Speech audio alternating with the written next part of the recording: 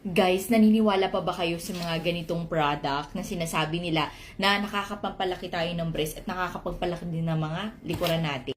So, I got this from Oh My Lady and guys, ginamit ko siya from the first week guys, as in parang nagkaroon siya ng burning sensation sa hinaharap ko guys.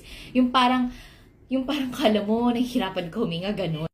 Since hindi natin alam kung ano mga chemicals ang nilalagay natin dahil itong mga hinaharap na ingredients na nakalagay dito is not always right and complete.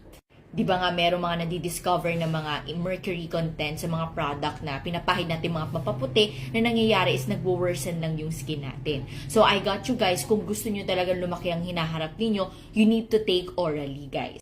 And yung mga pinapahid, I should say, I'm sorry para sa mga merong ganun, pero it's not true guys. Siguro some of you guys would say na effective yung mga ganitong creams na pinapahid dito. Guys, baka yung balat niyo namamaga na